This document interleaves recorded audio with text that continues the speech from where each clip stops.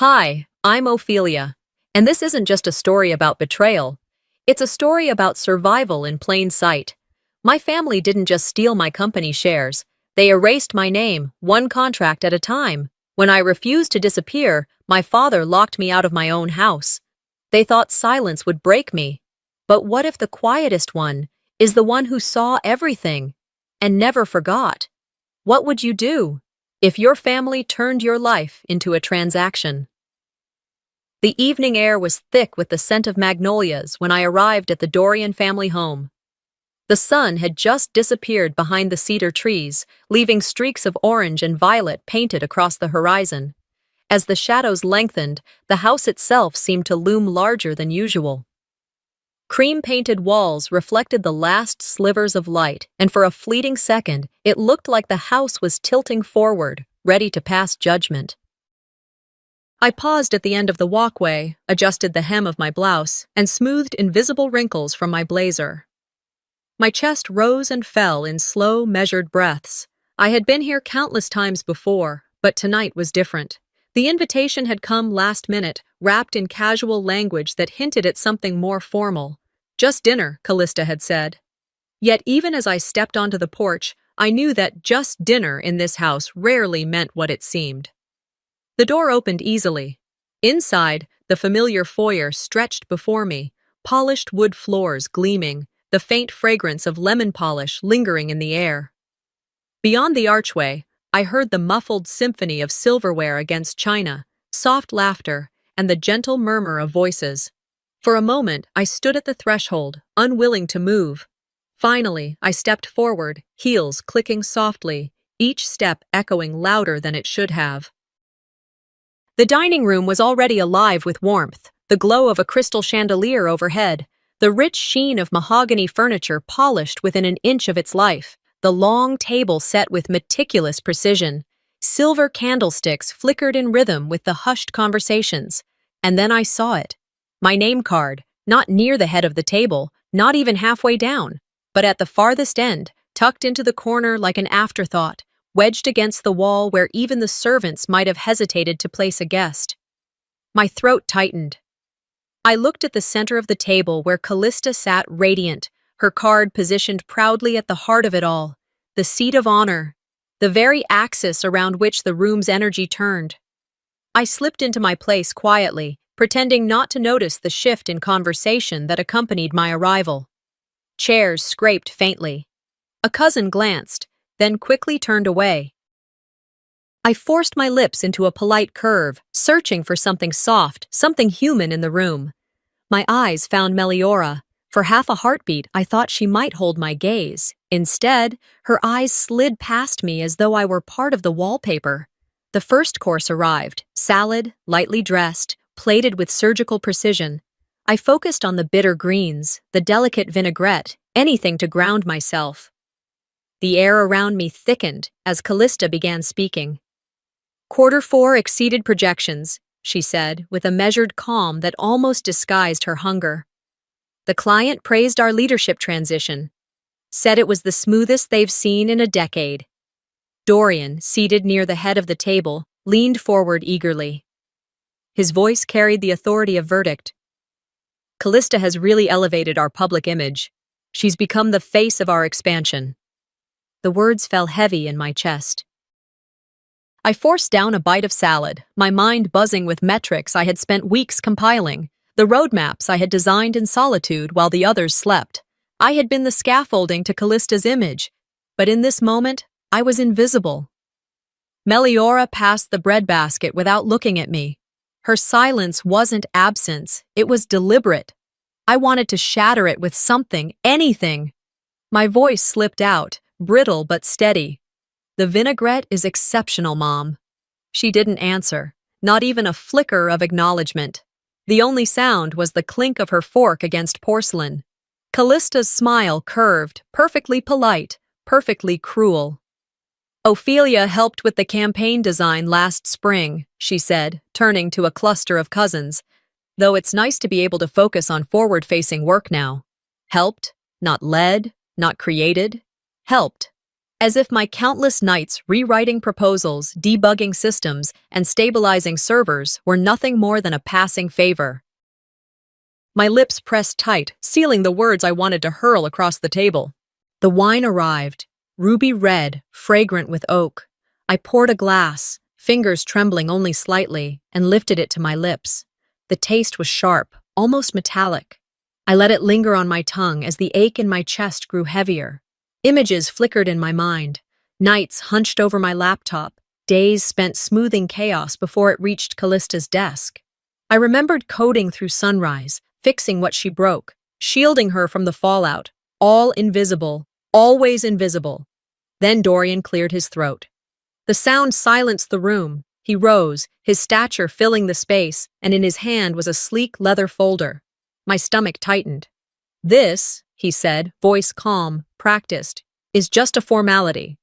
The folder landed in front of me with a dull thud that seemed to reverberate off the walls. I stared at it, the scent of leather sharp in my nose.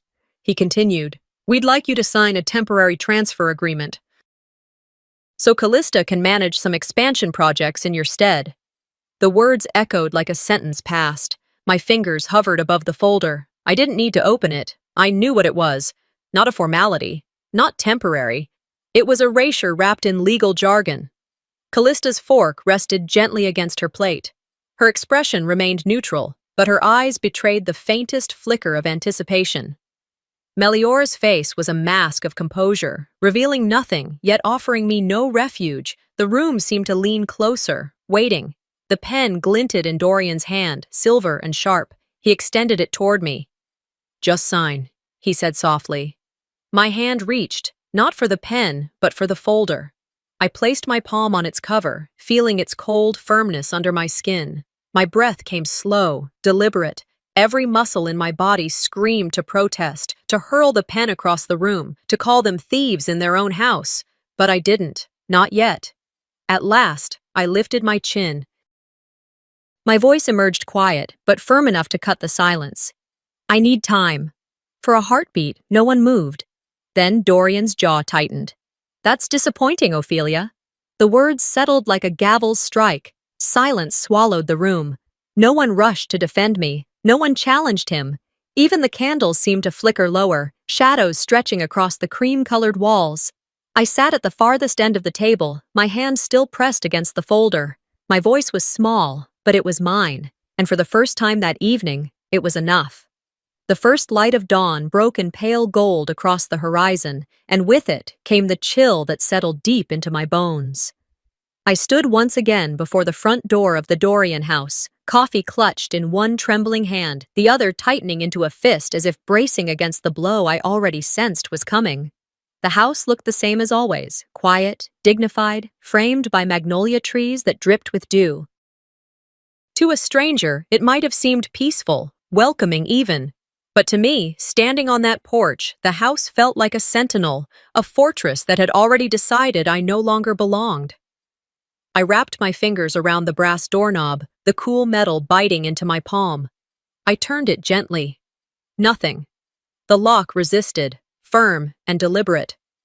I tried again, harder this time, but it refused to yield. The click echoed through the still morning air, an unmistakable verdict. I was locked out. The truth slammed into me like a blunt object. My breath stuttered, caught in my throat, and for a long moment, I simply stared at the door as if sheer will might undo it. This was the same threshold I had crossed 1,000 times before. Through this door, I had carried stacks of reports for late-night reviews, tiptoed in after 18-hour days, arrived for Christmas mornings and birthdays and fights and reconciliations. This door had always opened, until now. I stepped back slowly, my heart pounding like a drum inside my chest. My phone buzzed in my hand. A single message lit up the screen. I read it once, then twice, and then a third time, the words sinking deeper each time like stones thrown into a lake. "Until you're ready to act in the family's best interest, this house is no longer your home." Signed, Dad. I felt the heat rise in my face, and then the cold. My fingers quivered, tightening around the phone as if squeezing it might break the sentence apart. one sentence, and everything I had built, everything I had poured into this family, was erased. I leaned against the porch column, the wood rough against my shoulder, and closed my eyes. I drew in a shaky breath and tasted nothing but grit and betrayal. Desperation clawed at me. I dialed my mother. The line rang once, twice, and then slipped into voicemail. I called again. The same. I texted, "Mom, are you okay? Why silence?" No reply. Her absence was louder than any words. For years, I had convinced myself she was caught in the middle, that she was neutral, that she didn't choose sides. But in truth, there had never been a middle ground. Her silence was a side. It was abandonment dressed in hesitation. My mind slipped back unbidden, dragging me to another night years ago when I was 17, the night of my high school prom. While others laughed and danced beneath glittering lights, I had been in the garage, crouched over a stack of drafts, helping Dad finish a presentation he swore couldn't wait until morning. I told myself it was a sacrifice worth making, that someday he would remember, that my absence at that rite of passage would mean something, but no one called to ask if I was okay. No one noticed I wasn't there. I sat on the cold cement floor under the weak glow of a single bulb and cried into my sleeve, my tears falling unheard. That night, like this one, my needs had been swallowed by theirs. Now, standing on the porch of the house I had once believed was mine too, that same hollow ache gnawed at me. I turned away, crossing the lawn in stiff mechanical steps until I reached my car. I sat in the driver's seat with my hands slack in my lap, staring through the windshield at the house that had cast me out. The windows were shuttered, blinds drawn tight as if the house itself had closed its eyes to me. The air inside the car was cold against my cheeks, sharp and bracing. I unlocked my phone again and checked my company account. A notification blinked back at me. No such user. I refreshed the page. Again. No such user. My hands tightened on the steering wheel, nails digging into the leather. They hadn't just locked me out of the house. They had locked me out of the system I had built with my own hands. I checked my bank app next. The joint account I once shared was inaccessible. My login bounced. My name, once tied to every project, every ledger, every credit line, they had erased it all in a single night. I sat in silence, letting the weight of it crush me for a long moment. Then something steadier began to rise. The ache hardened. Betrayal sharpened into calculation. Locking me out would leave traces. They could shut the door in my face, but every move left a record. Digital logs of altered permissions, timestamps of revoked emails, backups of every transaction, every audit trail. My mind began organizing it like an equation. Server access, backups, contract revisions, whistleblowers. I picked up my notebook from the passenger seat and began scribbling mental notes onto paper, my pen pressing hard against the page until the ink bled through. Check server logs, pull archives, request financial backups. I lifted my eyes to the house once more. The blinds stared back like closed eyelids. The flags of family unity had been lowered. I had lost everything in a single morning, my home, my standing, my illusion of belonging. And yet, as the sun climbed higher above the cedar trees, a whisper stirred within me, a whisper that rose until it became a vow. I will be heard. The words tasted like iron on my tongue. I turned the key in the ignition, the engine roaring to life beneath my hands. I didn't drive aimlessly. I didn't let grief dictate my route. I drove toward my short-term apartment downtown, my jaw set, my body straight in the seat. The battle was not over. It was only just beginning. I didn't step into the stale air of that borrowed apartment until nearly mid-morning, and even then the space felt foreign, like a waiting room for someone else's life. The faint hum of distant traffic rose through the open window, muted by the steady rhythm of rain gutters draining onto concrete. Nothing in this room was truly mine. Secondhand furniture, mismatched curtains, a rug that smelled faintly of dust and pine cleaner. Still, I sat on the edge of the couch, clutching my smartphone like it might either save me or finish me off. The notification banner pulsed across my screen. Live Now, Business Insight Podcast with Callista Dorian. Against my better judgment, I tapped it.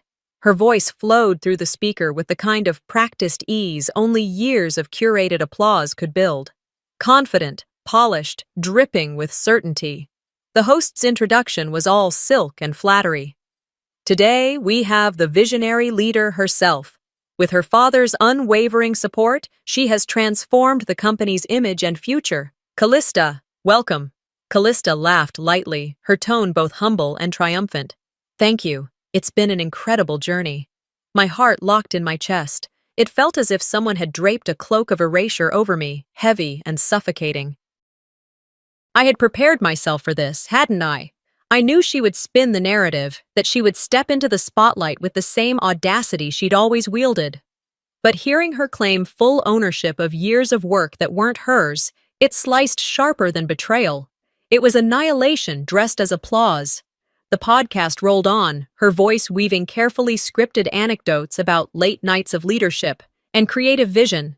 Every detail she described, I remembered living myself. The 2 a.m. troubleshooting calls, the endless coding marathons, the quiet fixes to save projects from collapsing. Yet in her telling, I had never existed. The audience clapped. The host praised her resilience. My own breath caught in my throat, jagged and raw. The thin walls of the apartment seemed to vibrate with every syllable she uttered. I dropped the phone onto the couch cushions. The slip of plastic startled me as it bounced, thudding into the floor. I rose abruptly, pacing the length of the narrow living room, my bare feet dragging across the worn carpet. Rage churned beneath my skin. Each step replayed scenes I had shoved into the shadows. The night I fell asleep at my desk, cheek pressed against half-finished code, coffee long gone cold, while Callista swept into the office at sunrise, hair perfectly curled, heels clicking, snapping photos for the press release. The day of the big launch when I had patched bugs for 16 hours straight, my hands trembling, my brain fogged, and she arrived at the 11th hour to cut the ribbon and smile for the cameras. The moment Dad patted her on the shoulder in front of the team and declared it a true family victory. He didn't even glance at me. Team victory meant her face, not my work. The memories punched through me like fists. I pressed my palms against my temples, whispering into the silence. What was I ever to them? A ghost with a W-2? Tears blurred my vision, but these weren't the hot tears of defeat. They burned like fuel, igniting something far more dangerous than sorrow. I reached for my phone again, thumbs shaking as I typed a message. You lied about me. You erased me. You'll regret it. But I didn't hit send. What good were empty words against a machine that thrived on curated narratives and applause? Instead, I dragged open my laptop and ripped through my drafts folder. Contracts, emails, internal memos, expense sheets, evidence, all the invisible scaffolding of their so-called empire. Proof that I wasn't a ghost. I had existed on paper, time-stamped and undeniable. The dim apartment light glowed across my keyboard. That's when I realized. I didn't need threats. I needed facts. My thumb hovered over one name in my contacts. Astria. I hadn't spoken to her in years. She had been the only one at the company willing to stand up to Callista when adjustments to the financial disclosures had begun. For that, she'd been pushed out, fired and smeared as unstable. I had admired her courage silently, too afraid then to back her. Now, she was the only ally I could imagine calling. I dialed. The ring dragged on, stretching the seconds. Just as I thought it would click into voicemail, a voice answered, steady, familiar, with the faintest edge of disbelief. Ophelia? My throat tightened. I cleared it, forcing steadiness into my tone. It's me. I need your help. A pause stretched, carrying the weight of years we hadn't spoken. Then came her reply, quiet and decisive. Okay, I'll see you. Relief washed through me, jagged but real. Half relief, half war.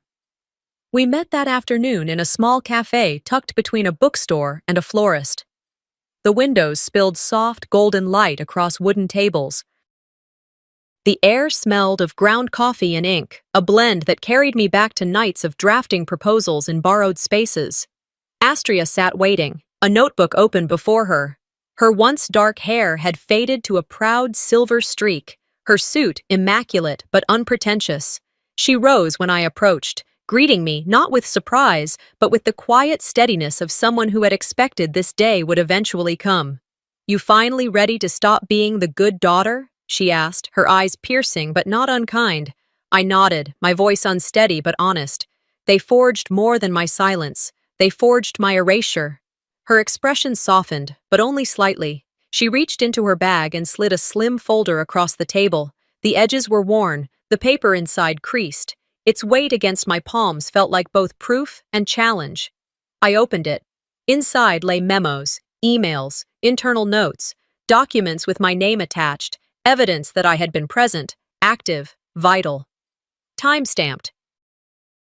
Dated. Facts that couldn't be washed away by speeches or podcasts. I closed my eyes for a moment, feeling the hot sting of vindication. My chest tightened. I wanted to say so much, to rage, to weep, to confess. Instead, I whispered, "Then I want to be heard, loudly." Astria studied me, her gaze sharp. "We'll start tomorrow," she said, her tone final. Outside, the wind shifted, rattling the cafe windows. For the first time in days, the pressure inside my chest eased slightly. Not completely, just enough to breathe. But I knew, with a certainty that burned through my veins, this was only the beginning. That afternoon, I sat in the corner booth of the cafe, the kind of place that pretended at calm with soft jazz and watered-down sunlight. Outside, the world looked unsettled. A thin veil of clouds drifted lazily across the Texas sky, their shadows moving over the street like dark thoughts no one wanted to name. From my seat, I could see the reflection of those clouds ripple across the glass tabletop. My fork nudged a bowl of rice salad, something simple, deliberately chosen so I wouldn't fumble with a knife or dessert spoon while navigating what I knew was coming. The waitress refilled my water glass with the kind of cheerful indifference that belonged to someone who had no idea how sharp the silence at my table felt. I checked my watch. Meliora's chair sat empty. I wasn't surprised. My mother had always been deliberate about entrances, never late, never rushed, but never early either. She walked into rooms like someone entering church, quiet, controlled, always a prayer in her throat that no one would ask too much of her. When she finally appeared, her figure framed in the cafe's doorway, she wore a soft blue blouse that brought out the lighter flecks in her eyes. She looked smaller somehow, though not physically diminished. More like the years had chipped pieces off her spirit that she'd learned to cover with good manners. Her smile, faint and tight, flickered as she crossed the room.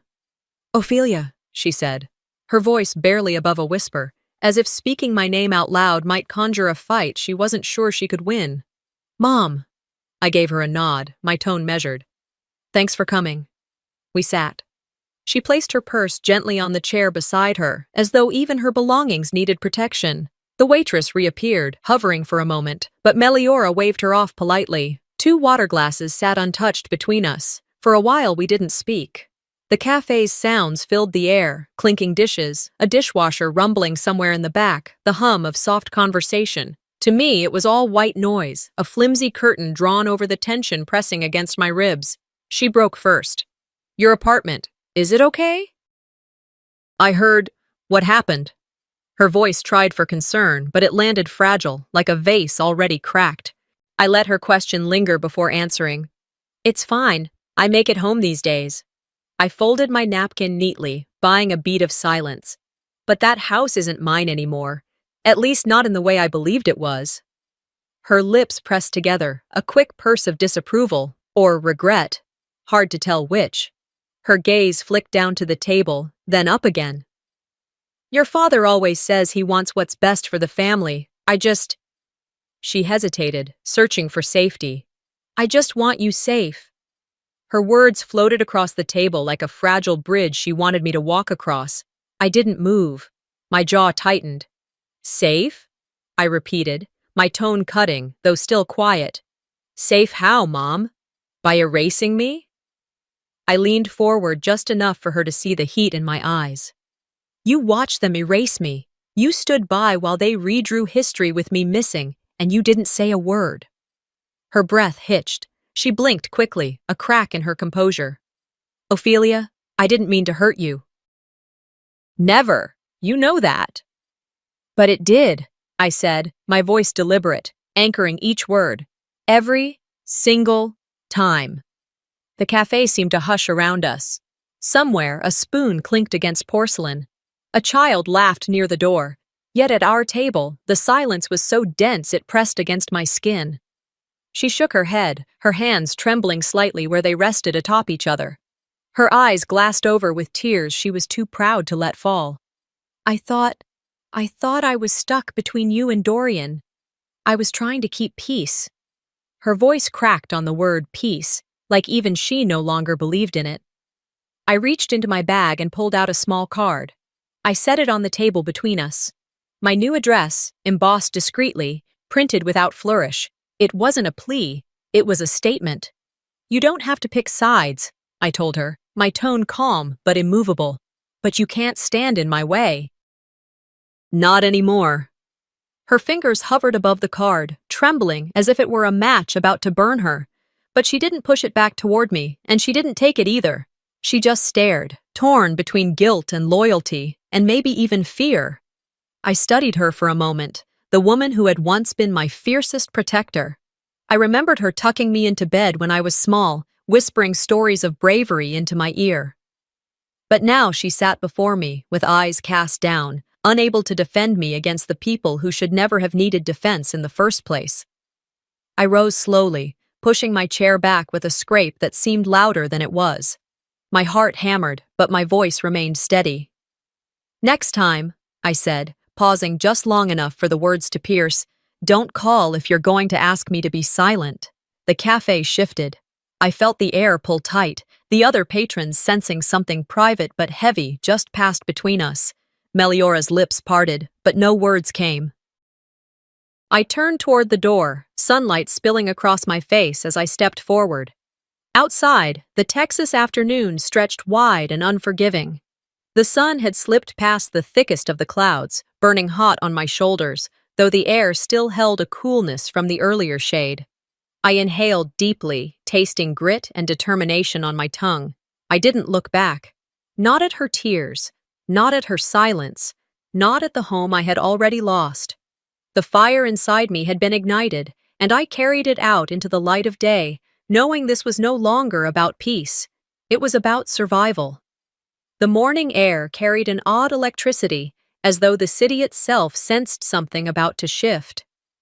The rising sun glinted off glass towers, and a mild breeze sent ripples through the tall banners lining the convention walkway. Each one bore the same message printed in bold, self-assured type. Visionary CEO, Callista Carter. Her face, carefully lit and retouched, smiled down at every passerby, as though the whole block had been staged for her coronation. My steps slowed only once beneath the last banner. I lifted my eyes, scanning the colors, navy blue and gold, and let my chest tighten with the weight of betrayal. She had stolen enough in private. Today she was making it public. But so was I. I adjusted the press badge clipped to my blazer.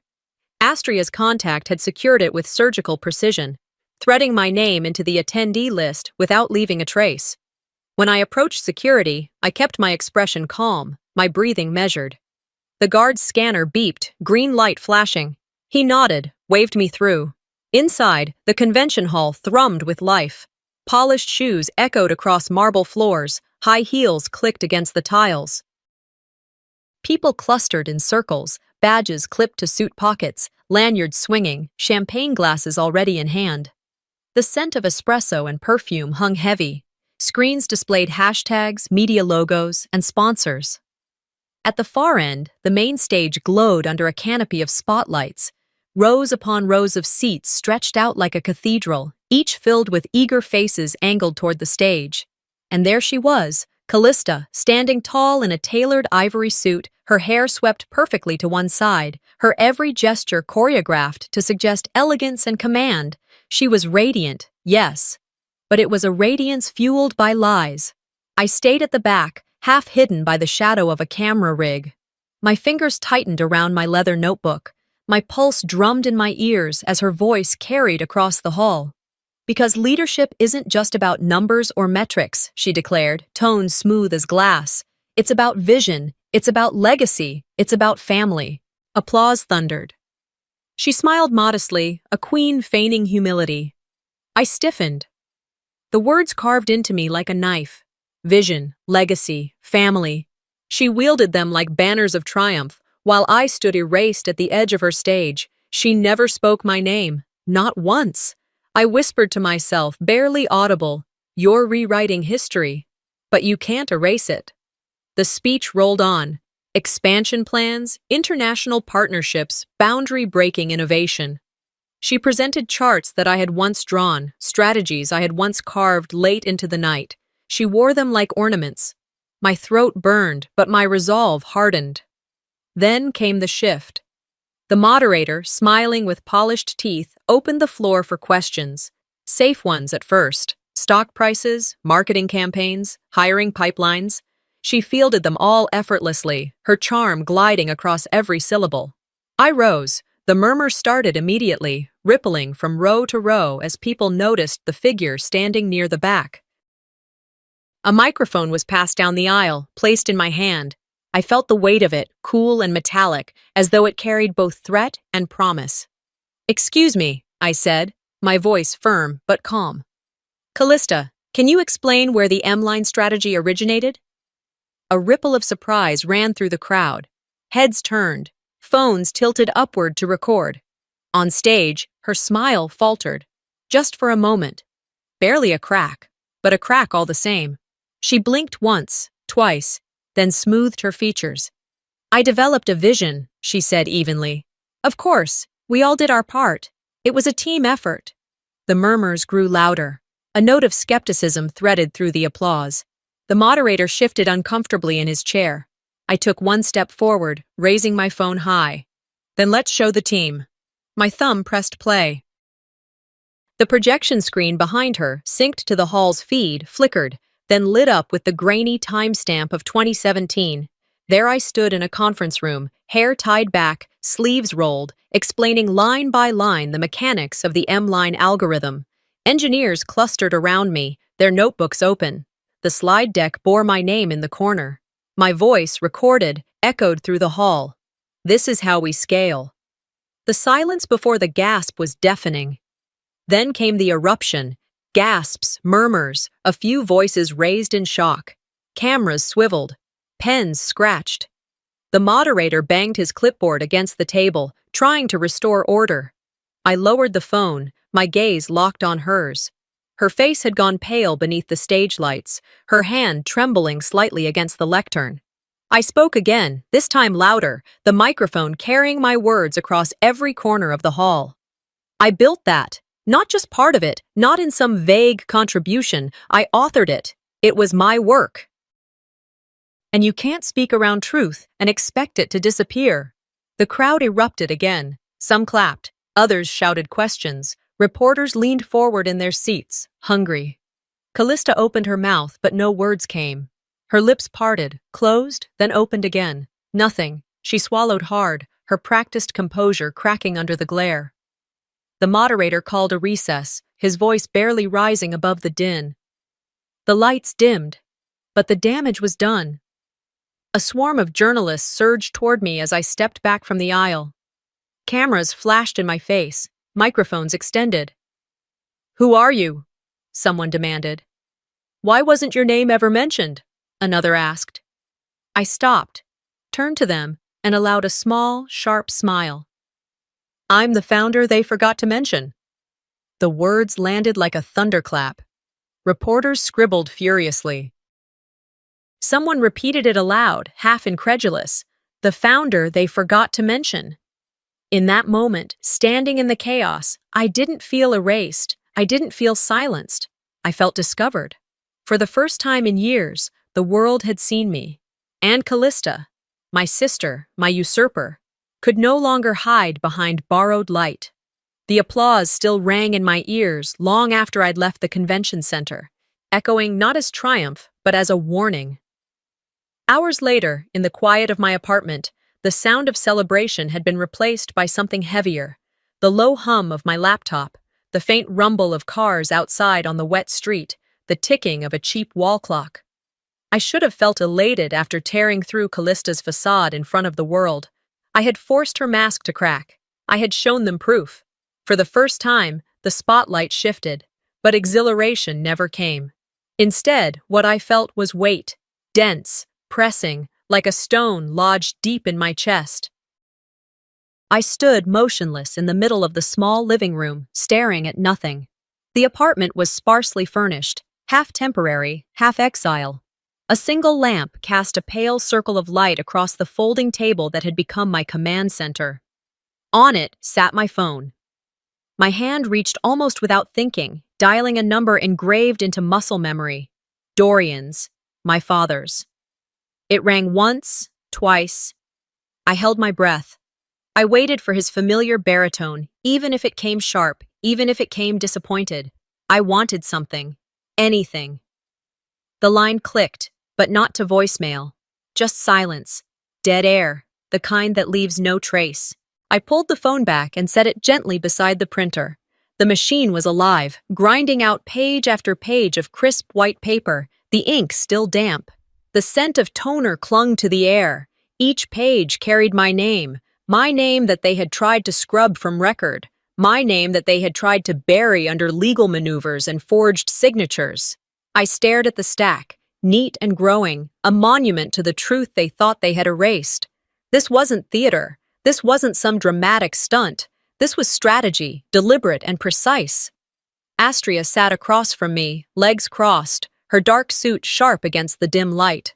Her posture was composed, her expression carved in calm. She didn't smile, didn't congratulate me.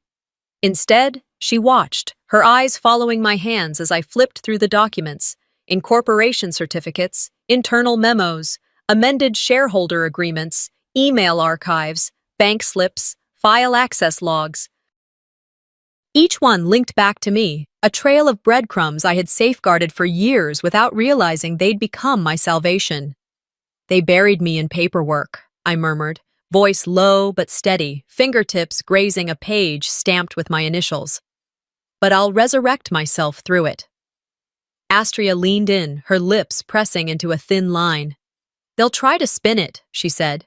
Leaked emails, smear campaigns, psychological angles. They'll paint you as unstable, as bitter, as jealous. But paper doesn't lie. And a silent strike with proper signatures and verifiable trails? They won't be ready. Her voice was clinical, but beneath it pulsed a certainty that steadied me. She slid a printed checklist across the table. It listed dates, times, metadata trails, server access logs, digital backups, invoices. We traced them together, line by line, her pen tapping each like a general reviewing troop movements before battle. Everything matched. The legality was clean, the truth undeniable. A hush fell between us, not the hush of fear, but of inevitability. I felt it in my stomach, a tight coil of anticipation. The shallow pull of my breath told me we were no longer at the edge of conflict. We were in it. This was not prelude. This was the strike. My gaze shifted to the jewelry box sitting on the corner shelf. Inside it lay the necklace, thin chain, delicate pendant, that Dorian had once clasped around my neck, the so-called spirit of the family heirloom. My throat tightened as I picked it up. The pendant glimmered in the lamplight, a shard of loyalty turned weapon. I held it in my palm, felt its weight, and realized it no longer felt like protection. It felt like a noose. Memories surged. My 25th birthday, the backyard strung with lights, family and friends circling, and Dorian holding the necklace aloft. "You're the spirit of this family," he'd said, fastening it around my neck. I'd believed him, believed that meant something. Tonight, those words mocked me. I wrapped the necklace carefully in tissue paper, my hands steady despite the storm inside me. I slid it into a plain envelope. On the front, in clean black ink, I wrote a single word: return. That word felt heavier than any threat I could craft. I tucked the envelope into my clutch, pressed the flap shut, and rose. Astria watched me but said nothing. She didn't need to. She knew what this was, not anger, but severance. Outside, the suburban street was quiet under the orange wash of lamplight. The courier drop box stood across the road, its metal face glistening from earlier rain. My heels struck the pavement with rhythmic certainty as I approached.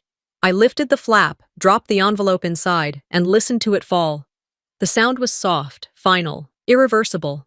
I exhaled, my breath fogging in the cool night air. The street was empty, but it felt like witnesses stood everywhere, in the shadows, in the silent windows, in the stars themselves. And walking back toward my apartment, I felt the pavement hum beneath each step. My shoulders squared, my pulse slowed. The necklace was gone, the lie returned to its source. My father could keep his heirloom, his performance of pride. I would keep the truth. This wasn't revenge. It wasn't about destruction. I wasn't chasing bitterness or blood. I was reclaiming what had been mine all along. I whispered it aloud, letting the night carry it. This is reclamation. I will rewrite the ledger. They responded quickly, and louder than I ever could have imagined. By the time the first shards of dawn crept through the blinds of my apartment, the world outside already hummed with the sound of their panic. I flipped open my laptop, half expecting routine silence, only to be met with a storm of notifications. My inbox overflowed with alerts from industry outlets, news feeds, and social media trackers. Sponsorships, gone. Brand partnerships that had once paraded Callista's face across glossy magazines, suspended indefinitely. Corporate accounts issued bland but devastating statements. Pending clarification. In light of recent revelations, we cannot stand behind dishonesty. Influencers who once toasted her name on Instagram stories now posted videos saying, "I can't stand with lies." The suit I filed less than 48 hours before had detonated like a bomb in the heart of their empire. It was everywhere, front-page fodder for business sections, trending hashtags in corners of the internet I hadn't touched in years. Axios, TechCrunch, Forbes, all running the same headline in some variation. Youngest daughter challenges billion-dollar family lie. My pulse rattled as I scrolled, the words blurring but cutting all the same. Vindication throbbed like a drumbeat inside me, but so did dread, because this wasn't a fight in shadows anymore. This was war under a floodlight. Astria sat across from me, calm as ever, her black hair drawn back neatly, her pen tapping rhythmically against the binder she'd brought. She didn't gloat, she didn't grin. She leaned toward me as I scanned the latest article and said, with her voice barely above a whisper, "This is working. They're feeling cornered." She was right. The cracks were visible. Callista's carefully curated empire had begun to buckle overnight. Her skincare conglomerate, worth millions in annual revenue, issued a terse press release that morning, pausing all collaboration until clarification regarding authorship and intellectual contributions could be resolved. Her fashion label's once vibrant Instagram account began bleeding followers, tens of thousands gone in hours. Viral threads dissected her every speech, every claim, every appearance at industry summits. A resurfaced clip from that technology conference just months ago spread like wildfire. Callista, smiling, claiming credit for the M-line strategy in front of an applauding crowd. The comments beneath were brutal, unrelenting. So she stole something she never built? Can we trust a single word out of her mouth? Another case of erasing the real worker while the face cashes in. By mid-afternoon, her PR agent, the woman who had polished every press release and taught Callista how to parry hard questions, resigned in public with a one-sentence statement. "I cannot continue to represent a narrative built on deception." The spin doctors scattered. I watched the fallout from my window, city lights bending into a watercolor blur through the mist. Cars moved below, oblivious to the fact that an empire was cracking in the towers overhead. I pressed my palms flat against the cool glass and whispered to myself, "They can't erase what's already proven." Then came the shock that no strategy could predict. A breaking news alert flashed red across my screen. Dorian Carter, patriarch of the family, had collapsed during a live interview on a conservative business network. I clicked instantly. The video played, grainy, rushed, captured mid-broadcast. Dorian sat in a leather chair, speaking with his usual bombast about legacy and control. Then, suddenly, his words slurred. His face drained of color. A hand clutched his chest. He slumped sideways. The anchor froze before the network cut hastily to commercial. I sat frozen, watching the 30-second clip loop again. My chest twisted violently. That man, my father, the architect of both our empire and my erasure, looked frail, mortal. For years, he had gripped this family like a fist around sand. Now, I watched the fist unclench live on television. My phone rang within minutes. Meliora, my mother. I let it buzz twice before answering. When I did, her voice was small, trembling, as though she had aged a decade in a single hour. "He's in the hospital," she whispered. "I'm so sorry." There was a pause. A canyon opened between us, filled with years of silence, complicity, betrayal. Finally, I said what steadied itself in my throat. "I'm sorry too, but that's between him and Karma." She breathed once, as if to protest, then let the line fall dead. I sat there, staring at the dark horizon through my window. Street lamps dripped light onto slick pavement. The city pulsed, indifferent to the collapse of a dynasty. And I realized, the fight was no longer whispered at dinner tables, no longer hidden in email chains or locked boardrooms. It was public now, a war waged not behind curtains, but on open stages. The following morning broke gray and sharp. By the time I arrived at the courthouse, camera flashes assaulted me like sheets of rain. Reporters shouted my name, shouted Callista's, shouted Dorian's. They wanted sound bites. They wanted scandal. They wanted to crown someone guilty before the trial even began. I walked up the courthouse steps, shoulders square, Astria at my side. The binder of evidence weighed in my bag like a second heartbeat. I raised my hand, palm open, stopping their questions mid-scream.